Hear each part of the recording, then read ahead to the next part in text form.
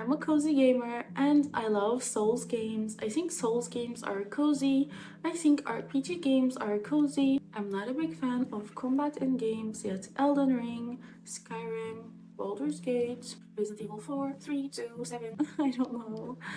They all are among my favorite games. So, how does that happen? What exactly makes a game cozy?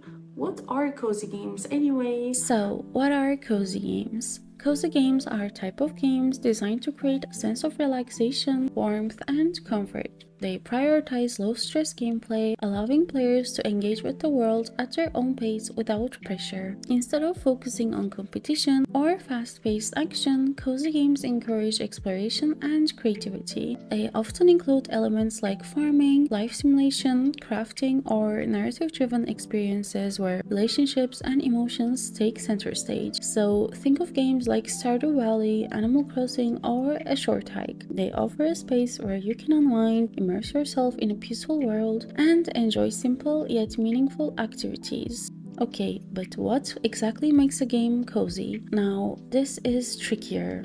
Technically, any game can be cozy if it makes the player feel that way. Some people find coziness in Stardew Valley, tending to their farm and forming relationships. Others find it in Civilization, slowly building up a thriving empire at their own pace. And then there are those who find coziness in Elden Ring, wandering through vast landscapes, sitting by sites of grace, or just getting lost in its world. So, what's the common thread? If completely different games can feel cozy, then coziness isn't just about soft colors, slow pacing, or wholesome vibes. It's about comfort, immersion, and control over your own experience. Let's talk a bit about comfort. A cozy game is one that makes you feel at ease, even if it's challenging. For some, that's the safety of a small town in Stardew Valley, where nothing truly bad can happen. And for others, it's the predictability of a turn-based strategy game like Civilization, where they can plan ahead and control the pace. But comfort can also come from repetition and mastery. Hollow Knight can feel cozy to players who enjoy refining their movements and combat skills until it becomes second nature. Euro Truck Simulator provides a different kind of comfort, long, quiet drives across highways, listening to the hum of the engine. Even something like Dark Souls can be cozy to those who find peace in its structured world, where every enemy behaves predictably and every death is a lesson rather than a setback. Ultimately, coziness isn't about difficulty, it's about the feeling of being settled in a game's world, whether that means decorating a home, optimizing a strategy, or simply sinking into a familiar rhythm. And immersion. A cozy experience is one that pulls you in. Maybe it's through atmosphere like the rainy nights in Spiritfarer or the soothing background music of Animal Crossing. But immersion doesn't have to mean calm and peaceful. Some players find coziness in Minecraft not because it's slow, but because it's theirs. They shape the world, build their own home, and settle into a rhythm. Even in Elden Ring, there's something immersive and comforting about getting better, learning enemy patterns, and feeling at home in its world. And finally, control. Control over your experience. This is a big one. Cozy games let you engage at your own pace, whether that's decorating a house in The Sims, optimizing cities in City Skylines, or just wandering in Breath of the Wild. The sense of, this is my journey and I can take it how I want, is what makes a game feel cozy. Elden Ring can be brutal, but it also gives players incredible freedom. You don't have to fight every boss immediately. You can explore, level up, take breaks. At its core, coziness isn't about mechanics. It's about how a game makes you feel. It's a sense of familiarity, of rhythm, of getting lost in something that feels right to you. That's why the definition of a cozy game is so personal. For one person, it's farming crops, for another, it's strategizing battles, and for someone else, it's standing on a quiet cliffside in Elden Ring watching the leaves fall. When I talk about cozy games on this channel, I usually stick to the ones that fit the classic definition: gentle, low stress, and often filled with warm aesthetics. But honestly, that's only only half of my personality. Gaming is my coping mechanism, my way of unwinding, and so I usually don't play a game if it doesn't make me feel cozy in some way. So today I want to talk about some untraditionally cozy games that I love and why they feel cozy. Starting with Baldur's Gate 3. Baldur's Gate 3 might actually be the most cozy game on this whole list. Since the turn-based combat means you can take as much time as you want, it removes any pressure to react quickly. You can sit back, think through your strategy, and make decisions at your own pace, which is something that feels incredibly relaxing compared to the real-time action games. But the real coziness of Baldur's Gate 3 comes from its world and characters. The game is overflowing with rich storytelling, deep relationships, and the kind of immersive role-playing that makes it feel more like a high fantasy book than just a game. The party members you travel with aren't just companions, they feel like real people with complex personalities, pasts, and evolving relationships. Whether you're forming deep friendships, finding romance, or just sitting around your camp listening to their stories, there's a kind of emotional warmth in these interactions that makes the game feel like okay, don't get mad at me for saying this, like a very elaborate dating sim at times, just with a lot more dragons and tactical battles. And of course, let's not forget the cozy sense of freedom. You can explore at your own pace, just wandering through the gorgeous landscapes, enjoying the atmosphere. Whether you're carefully planning your next move or simply soaking in the world, Baldur's Gate 3 is proof that a game doesn't have to be cutesy to be cozy. Now, like I just said, a game doesn't have to be cutesy to be cozy. It can even look like this and have bosses like this and still feel cozy to many. Yes, Elden Ring is probably the furthest thing from what most people consider cozy. It's brutally difficult, the world is bleak, and death is constant. But despite all that, and I'm sure many other people, find something incredibly comforting about it. For one, the open world is breathtaking. There's a peaceful kind of solitude in wandering through the lands between, especially when you're just exploring instead of fighting. The vast fields, eerie ruins, and the soft glow of the earth tree create a strangely calming atmosphere. And then there's the exploration. Unlike many games that flood you with map markers and objectives, Elden Ring lets you discover things organically. Seeing a castle from afar, riding there, and exploring it inch by inch feels so unbelievably satisfying. Knowing that everything you see on the horizon is explorable is such an exciting feeling. And let's talk about the challenge itself.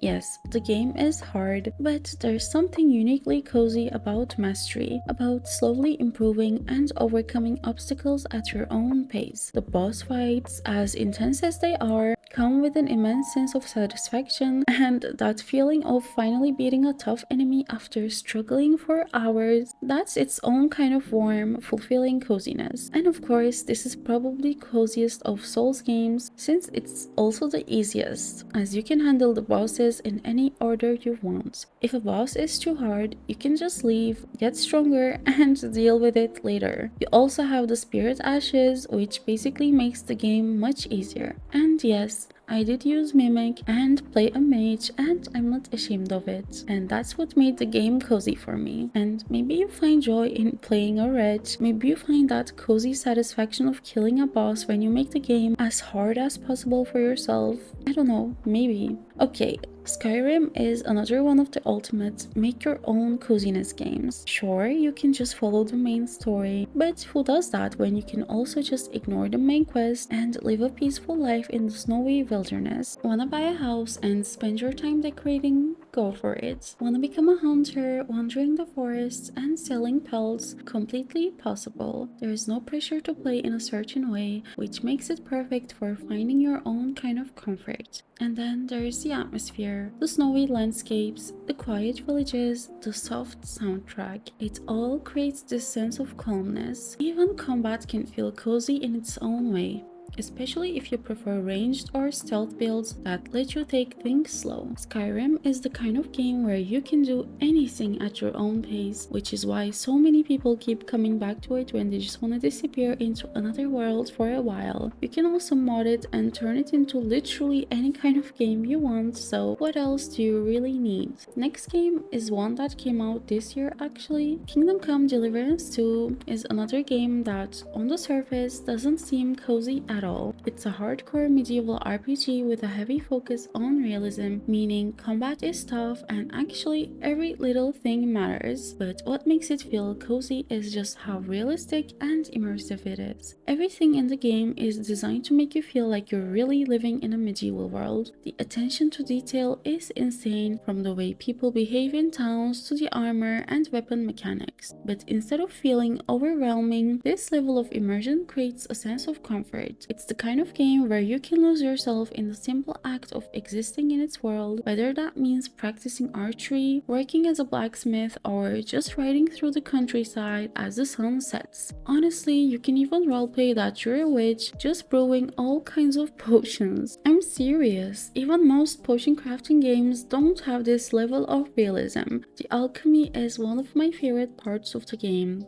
The game also doesn't hold your hand, so if there's a treasure hunting quest, it's so satisfying to go find the tree carved with an X next to the big rock in blah blah blah. It's just so realistic. And look at the books. The art on the books is another thing on its own. So yeah, while on the outside Kingdom Come might look like a simple game, it really has so many little details that make you fall in love with the game and feel immersed and cozy in its world. Okay, so Uncharted 4 is an action-adventure game filled with explosions, gunfights, and high-stakes drama, but at its core, it's also a game about nostalgia, exploration, and relationships. The banter between Nathan and Sully, the quiet moments spent reminiscing about the past, the beautifully detailed locations. There's a warmth to this game that makes it feel more personal than most action games. And let's not forget the exploration. Climbing through ancient ruins, solving puzzles, and taking in the gorgeous landscapes is just as big a part of the experience as the combat. And I know many people don't actually like this aspect, but I really love how easy climbing is. How you just have to mash a button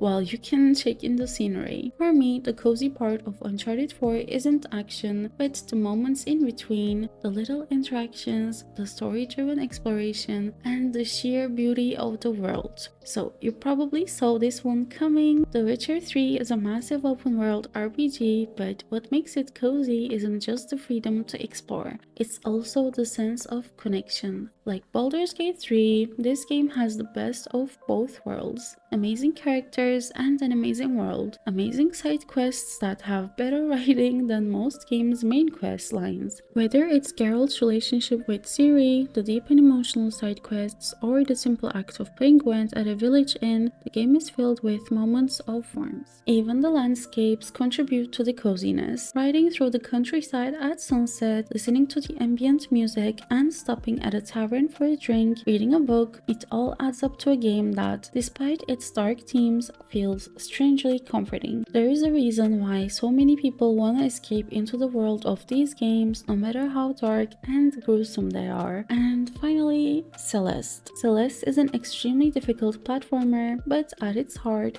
it's a game about overcoming challenges, both in game and in life. The story, which follows Madeline as she climbs a mountain while battling her own inner demons, is deeply personal and surprisingly emotional. But what makes it cozy is the encouragement it gives you. Every failure is met with gentle reassurance, and the game never makes you feel bad for struggling. The soundtrack is soothing, the art style is beautiful, and the story is genuinely uplifting. Even though it's tough, it's also one of the most comforting games I've ever played. I probably died over 1,000 times, and 300 times of that was me trying to get used to the keybinds and the playstyle at the beginning of the game, and I got so frustrated I almost stopped playing. But as I kept playing, I saw that the game doesn't really punish you. You almost lose zero progress, as the game saves your progress automatically anytime you climb an area. So really, Yes, it's hard, but there's nothing punishingly hard, and the game is so gentle with its encouragement. And that was the last untraditionally cozy game I wanted to talk about today. While I could probably add almost every game I've spent more than 30 hours onto this list, I specifically chose ones that might seem like the opposite of cozy at first glance. Whether it's Baldur's Gate 3 with its complex turn-based combat, or Elden Ring with its notoriously difficult boss fights, or Celeste, which not only challenges players with its precision platforming, but also throws in an unconventional keybind layout for good measure. One of my favorite games, Disco Elysium, is also not traditionally cozy, but